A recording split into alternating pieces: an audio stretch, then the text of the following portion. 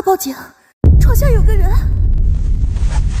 一阵细微的声音从耳边传来，我不耐烦地睁开了眼睛。自我怀孕之后，总感觉自己有些神经衰弱了。看了眼时间，凌晨3点05分，我悠悠叹了口气，随后便想着去上个卫生间。可接下来的事却让我不寒而栗。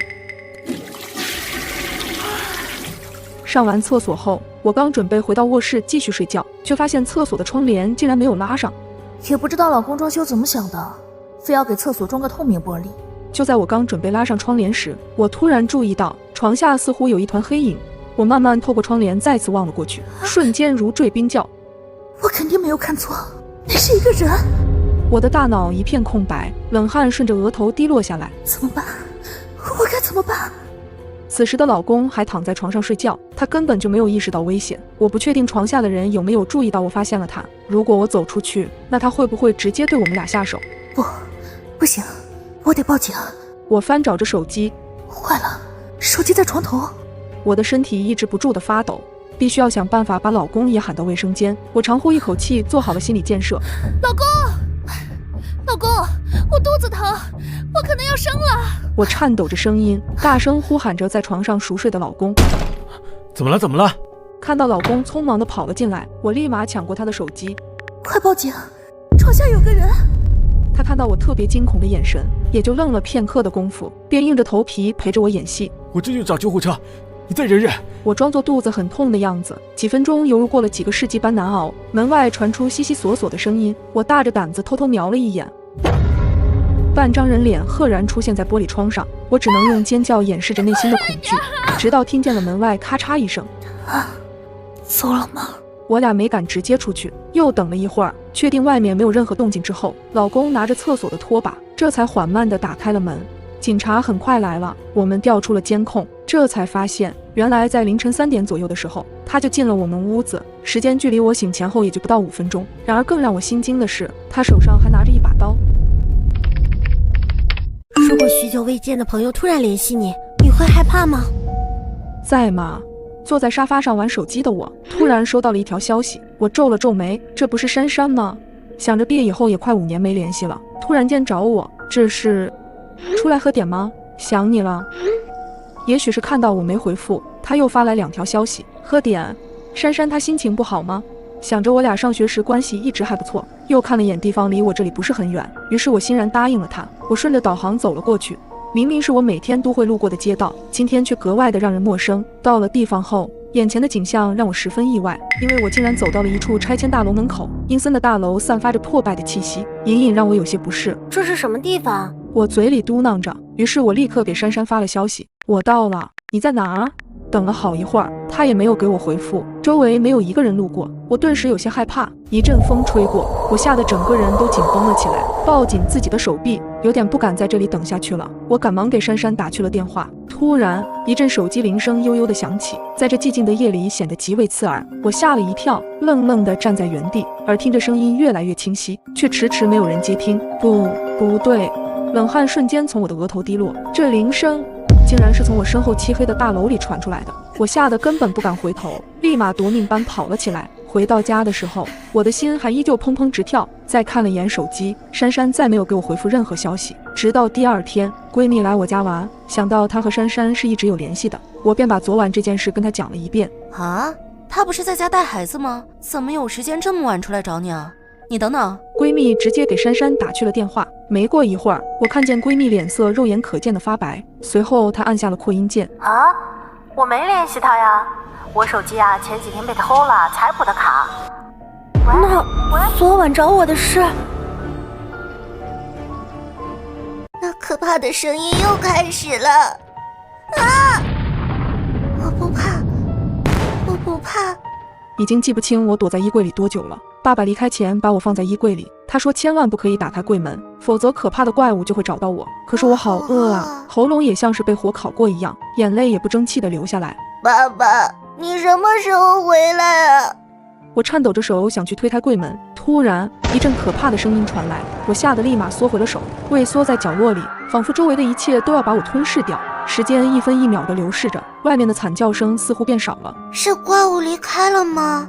肚子又开始咕咕乱叫。我鼓起勇气再次推开了衣柜的门，外面的空气很浑浊，让我恶心的想吐。屋子里黑漆漆的。现在是晚上吗？我想要打开灯，可是按了几次开关，灯也没有亮。与此同时，有几缕阳光透过缝隙打在地面上，我这才发现窗户上横七竖八的砸了很多木板。爸爸把窗户封住了，一定是害怕怪物从窗户跑进来。这群可恶的怪物！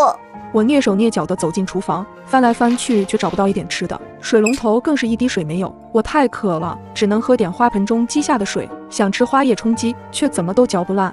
我有气无力地坐在沙发上，外面奇怪的声音依旧响着，忽远忽近。我好奇地趴在阳台的缝隙里向外张望，天都是雾蒙蒙的，什么都看不清。突然，门外传来了激烈的敲门声，是怪物！我吓得转头就跑，然后钻进床底下瑟瑟发抖。敲门声不绝于耳，多亏爸爸加固了门板，怪物终是没能闯进来。而我也被吓得尿了裤子。爸爸依旧没有回来，我的等待遥遥无期。马桶上水汽的水已经快被我喝光了，尽管它有股铁锈味，却也让我活着。大概是喝生水的缘故，我的肚子很疼。如果换作从前，爸爸一定会带我去医院，可现在我连门都出不去。我很想念爸爸温暖的怀抱和外面新鲜的空气。走廊里再次传来类似畜生的吼叫，我吓得汗毛都立了起来，直接钻到了床底下，眼泪不争气地流了下来。许久，那吼叫终于消失了，接着是撕心裂肺的哭声、绝望的呐喊和玻璃被砸碎的声音。我想我快要死掉了，因为我的视线开始模糊。我不能死在家里，我要去找爸爸。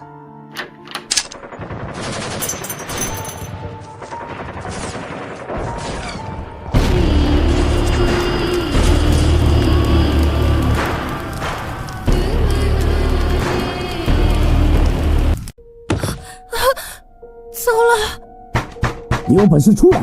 你是不是活够了？已经记不清这是第多少次了。自我搬进来之后，一直都在小心翼翼地活着。家里的大门早已经千疮百孔，真不知道他还能挺多久。小冉，你怎么又惹到那个神经病了？看到隔壁李姐的消息，我颤抖着手回复着。我真的已经很小心了，真不知道这日子啥时候是个头。不知过了多久，门外终于安静了下来。我茫然地畏缩在被子里。原本刚租这个房子的时候，我还隐隐期待着新生活的开始，直到一条好友申请从此打破了我的宁静。你好，我是住楼下的，有事情找你。看到是我楼下的女邻居，秉着邻里间友好相处，我很快便通过了她的申请。你好，401租户，有点事情麻烦你。我平时晚上睡觉比较早，麻烦你晚上的时候动静稍微小一些，不然会吵到我。看到邻居发来的消息，我隐隐有些抱歉。我最近晚上加班回来都比较晚，所以洗漱收拾完上床也得12点多了，不好意思哈。那我之后注意点。看到他不再回复我的消息，我微微松了口气，可没想到这种日子才刚刚开始。麻烦你晚上洗澡洗快点，水流声吵得我睡不着觉。我刚洗完澡从浴室出来，又收到了楼下邻居的消息，我忍不住皱了皱眉。自从他加了我之后，我已经换了静音拖鞋，连手机一到晚上都调成了静音模式，生怕吵到他。可无奈下，我还是回复了句好的。想到有一次，因为我没回复他，他竟然没一会儿就给我打来了视频电话。我悠悠叹了口气，突然有种想搬走的冲动，可因为囊中羞涩，生生忍了下来。但我没想到的是，他因为我的退让，竟然得寸进尺。这天中午我在做饭，手机又响了起来。你在做什么？叮叮咚咚的。我擦了擦湿漉漉的手，看了眼加了隔音垫的切菜板，顿时不再好气。我在切菜，有问题吗？就是让你动静小点。我看了眼他的话，想到这些日子他日复一日的消息提醒，顿时也生气了。切菜也不行吗？现在是中午吧，我不要吃饭的吗？可是你吵到我了，没有人规定中午不能吃饭吧？我也没说你不能吃饭啊，这不就是让你声音小点吗？你至于生气吗？我气得脸色通红，刚想反驳他，然而他接下来说的话让我顿时怒火中烧。快闭嘴吧！搬过来这么久了，没一天消停的，走路声特别响，危害社会不说，险些我都神经衰弱了。你不就是个租户吗？你自觉点，别让我每次都提醒你。我顿时眼泪溢满了眼眶，忍让他已经让我每天耗尽了精力。手机还在叮咚叮咚地发着消息，但是我也没心思再看。我本来就是个懦弱的人，生怕自己哪里做得不好惹人不高兴了。我再次把手机调成了静音，只希望他听不到动静了就别再给我发消息了。直到晚上我洗完澡，一阵砸门声响起，我吓得直接睁大了眼睛。谁啊？我大吼了一声，门外没有人说话，但门一直被人砸得砰砰作响。我急忙跑到了门口，透过猫眼往外看，只见一个男人怒气冲冲，一直在砸我家的门。你是谁？你不说话，我报警了！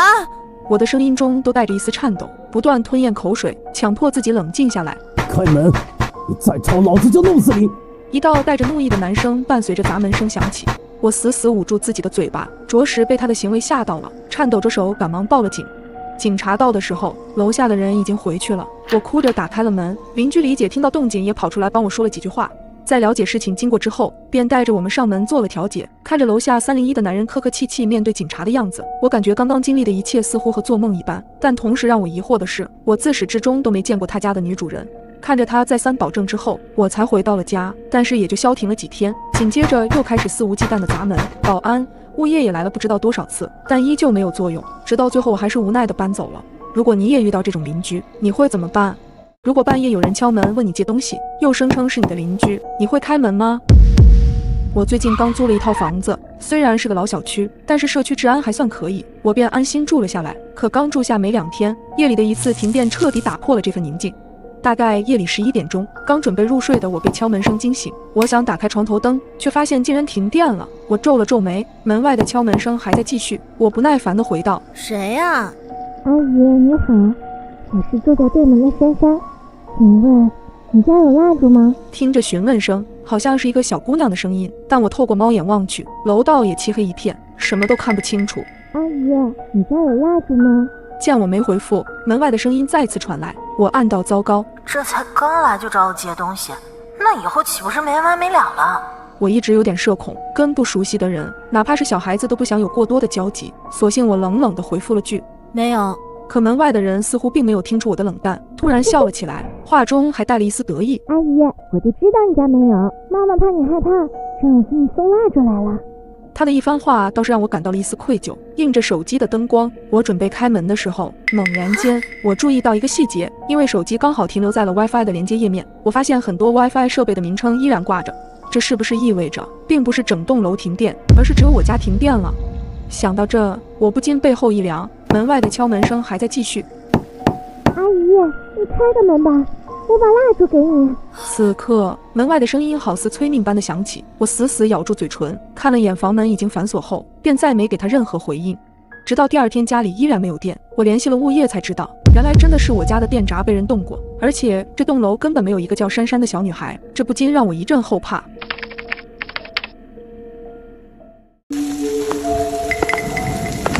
2018年11月，为了节省房租，我租了一间单身公寓。看着破旧的大门，我问房东能不能帮我换个门。这门很结实，这么久都没出事，换不了。看着房东坚定的眼神，我有些无措。可这房租确实便宜，我便咬咬牙租了下来，喊人上门换了锁。2019年1月，出差了好几天，听说前2天好几户人家门锁都被撬了，被偷了好些东西。隔壁的小情侣家被偷得最狠，连晚上吃剩下的排骨汤都被连锅端走了。看着小姐姐唉声叹气借菜刀的模样，我也不知道怎么安慰她。我仔细检查了我家的门锁，似乎没有被撬开的痕迹。2019年2月，过年回来后就听房东说要涨房租，原因是他帮我们这栋楼找了一个守夜值班的大爷，还是因为之前遭小偷惦记的事情，房租涨了500，让本不富裕的我雪上加霜。上个月同事还让我和他合租，看来我得考虑一下了。2019年4月中旬，最近总加班，回家的时候都已经凌晨了，钥匙孔又生锈了，抽空得找个师傅看看了。最近这么晚还有人搬家，也不知道是谁家的。2019年4月下旬，没想到我居然遇到了这么可怕的事情。闺蜜在我家玩了2天刚走，却突然有人敲了我家的门。这种单身公寓都没猫眼，开始我以为是闺蜜去而复返，但我问了门外好多遍，却没有任何人回答。楼道的脚步声响起，特别清晰，一直在门口徘徊，一下一下踩在我的心头上。我再次下定决心，一定要搬家。2019年5月，最近我失眠更严重了，因为从那天之后，我经常在深更半夜听到门外有脚步声，在走廊里走来走去。我问过房东了，他说应该是大爷在值班。难道真的是我多想了？不对呀，大爷一般不是到凌晨1点左右就休息了吗？我难道幻听了？突然想到隔壁的邻居都搬家1个多月了，可我也总能听到他家似乎传出来有人念叨的声音。不行，太恐怖了，我还是得搬家。2019年6月，我被人盯上了。我刚从快递站取完快递，便往家走去。突然，我察觉到了不对劲，我的身后好像一直有个人在跟着我，我吓到了，直接僵在了原地。但更可怕的是，身后的人竟然也不走了。我们就这样僵持了许久。没过一会儿，我疯了一般冲上了楼，头都不敢回。我赶紧冲到了家门口，身后的脚步声越来越近，但因为钥匙孔生锈，我一直没能打开。此时他已经走到了我的身后，正站在那里看着我一动不动，然后打开了隔壁的房门。2019年7月，我终于搬走了。听房东说，隔壁那个小伙精神不太正常，他总喜欢跟着女孩屁股后边跑，但都没恶意。可我再也受不了了。自从我知道他住我旁边之后，有一天晚上我仔细听了一会儿隔壁的念叨声，这次我终于听清楚了，他竟然一直重复念叨的是我的名字。请一定要相信自己的第六感，他真的会在关键的时刻救你一命。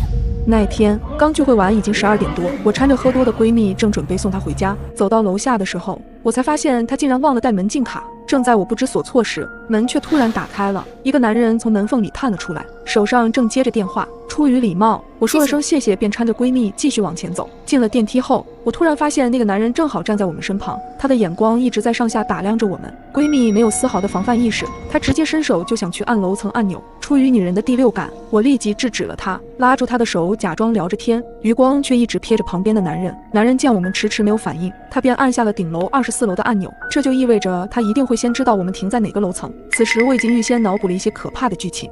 闺蜜按下了23楼，随着电梯缓缓上行，气氛也越来越压抑。到了23楼后，我的心也逐渐提到了嗓子眼。我拉着闺蜜慢慢走出电梯，可总感觉身后有一道若有若无的视线正死死盯着我们，直到电梯门关上才稍稍好些。但我并不敢放松警惕，由于是后半夜了，周围特别安静，所以楼间的任何响动我都可以清晰地听见。可是从楼上电梯打开之后，声音便戛然而止，并没有听到任何掏出钥匙开锁的声音。我突然慌了，这是不是意味着刚刚那个男人很有可能会下来找我们？我催促着闺蜜赶紧找钥匙开门，她还迷迷糊糊地低头，一直在包里翻找着钥匙，还一头雾水的小声嘟囔着：别着急呀，东西太多了，你在找呢。此时我根本来不及跟她解释，只能尽可能催促着她赶紧开门。我用耳朵贴着靠着安全通道那一侧的墙，没想到真的印证了我的猜测。楼道间传来了沉重的脚步声，而且越来越近，听了我头皮发麻。她真的下来找我们了。好在闺蜜终于把钥匙掏了出来，我赶忙抢夺了钥匙，正准备开门，但人在慌乱之下，手一直在颤抖着。就在我深呼吸，好不容易把钥匙插进锁孔时，我转头看到了让我一生都难以忘怀的一幕。映着安全通道的绿光，那个男人正探出了半个脑袋，死死地盯着我们。我甚至能看见男人嘴角那抹意味深长的笑。这一幕让我几乎忘记了呼吸。我赶紧转动钥匙，推着闺蜜进了屋并关上了门。我大口大口地喘着气，眼睛顿时湿润了。闭上眼睛，刚刚的画面依旧历历在目。闺蜜看我的状态不太对，这才凑近了我。怎么了，姨姨？我看着她满脸不解的样子，顿时感觉十分无奈，便把刚刚的事情与她讲了一遍。可闺蜜似乎并不相信我说的。我咬了咬牙，便凑近猫眼往外看去，一只硕大的眼睛正贴在猫眼上。我吓得倒退了2步，捂住嘴示意着闺蜜上前，她这才脸色煞白，毫无醉意。我颤抖着手报了警，直到警方赶到把她揪住，我才彻底松了口气。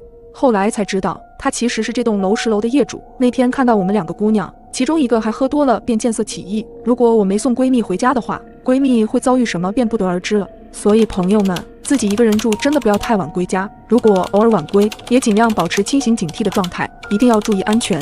如果有人拿了你老公的电话，说他已经死了，随后又打来了视频电话，你会接吗？那晚我肚子隐隐作痛，到卫生间才发现自己到日子了，但家里没有多余的存货，我便让门外在打游戏的男友帮我去买卫生巾。他应了一声便直接出门了，可是等了很久他都没回来，看了眼时间已经是半夜了，我不免有些担心，便给他发了个消息过去。怎么还不回来啊？男友很快便回复：你在哪？看到消息的内容我有些困惑，因为这根本不像是男友的语气。你是？他手机在我这儿呢。你是住在马几小区吗？能说下具体位置吗？我这就给你送过来。看着消息内容，想到男友确实丢三落四，估计是把手机弄丢了。为了确定事情的真实性，我给男友备用机打了电话，可打过去发现一直没人接，但我还是担心对方是坏人，便警惕地给他回复了消息。他现在我联系不上，稍微晚点我再与您联系。不用了。面对这3个字，我有些疑惑，难道对方生气了吗？他再也用不上手机了？什么鬼？这句话让我有些慌神，接着对方的一句话让我突然手脚冰凉，脸色骤变。他已经死了。我还来不及深想，对方直接就给我发来了视频电话。我彻底慌了神，手指开始不停颤抖，却始终不敢按接听键。对方的一系列举动都透露着反常。视频电话再次打来时，我直接挂断。对方见我不接视频，就拼命地给我打电话。此刻我忐忑不安的心跳得越来越快，不敢再往下想了，只能不停地联系男友的另一部手机，祈祷着他能平安。就在我绝望的快要流下眼泪时，另一部手机突然给我发来了消息：我到了。我脑子突然嗡的一下，是谁到了？是男友到了家门口。还是电话那头的人找到了我。我缓了一会儿，出于担心，我还是决定去门口看一眼。我小心翼翼地踢掉了鞋子，光着脚挪到了门口，随后朝着猫眼望去，可昏暗的走廊外面却一个人都没有。突然，半张脸从旁侧伸了过来，目光直勾勾地盯着我，我的冷汗唰地冒了出来，倒吸了一口凉气，直接跌倒在地上。我捂住嘴巴，不敢发出一点声音，不停地往屋子里挪。怎么不开门？我到家门口了。此刻我的手冰凉冰凉的，基本确定门口的人就是给我发消息的人。想到这里，我更加恐惧，紧紧咬住嘴唇。没过一会儿，门外就传来了急促的敲门声，我的心又一次提到了嗓子眼儿。婷婷，开门，是我。竟然是男友的声音。我挣扎着从地上坐起来，冲向门口，可当我碰到门把手时，我又犹豫了。这不会又是坏人的诡计吧？我猛地把手抽出来，壮着胆子看向猫眼儿。当我看清男友的脸后，激动得差点跳起来。我赶紧打开门，警惕地四下瞧瞧，然后快速将他拉进屋子，果断反锁了门。你怎么了？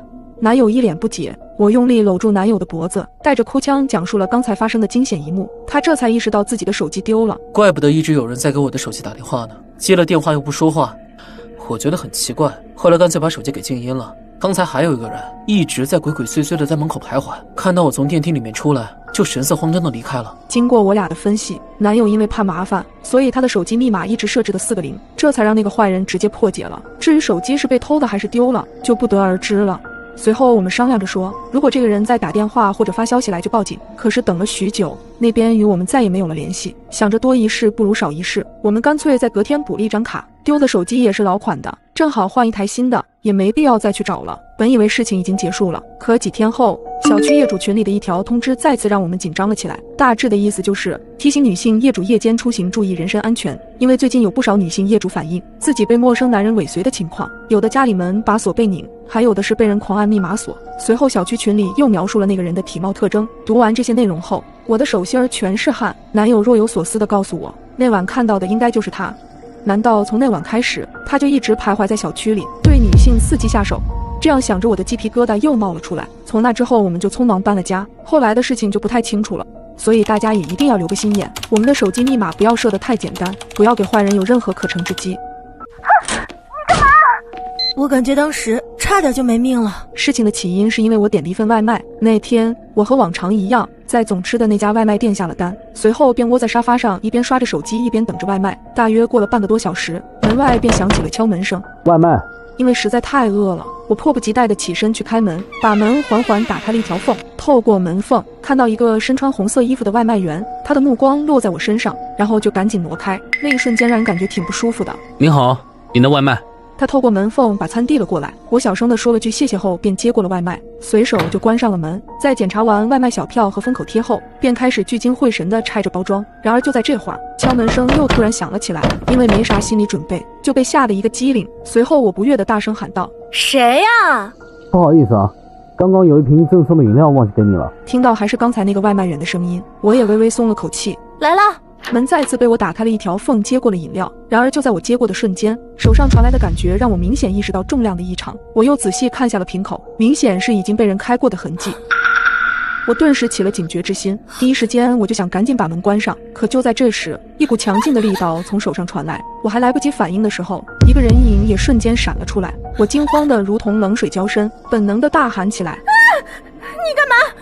别过来！我大声的呵斥着，想借此把他吓走，可他对我的话充耳不闻，依旧蛮横的想冲进屋子。救命啊！救命啊！我大声的冲着楼道外喊着，希望能引起周围邻居的注意，泪水溢满了眼眶。此时的我害怕极了，由于力量的悬殊，我眼睁睁看着他闯了进来，随后又看到他从身后掏出了一把刀。我咽了咽口水，慢慢往后退着。你想干什么？要钱还是什么？我颤抖着冲他大喊。一阵轻笑声传来，面前的门正在缓缓关上，我瞬间如坠冰窖，门如果被彻底关上，我就死定了。然而就在此时，你在干什么？一道声音从门口传出，顺着视线望去，竟然是隔壁的邻居大哥，泪水早已经溢满了脸。听到这声音，他似乎也慌了，顿时冲出了屋子，仓皇逃走。后来在邻居的协助下，我们报了警，警察很快根据我们提供的信息把他逮住了。但这件事让我至今心有余悸，所以不要随意给陌生人开门，一定要记住，不管是外卖还是快递，确定带他离开后再去拿取。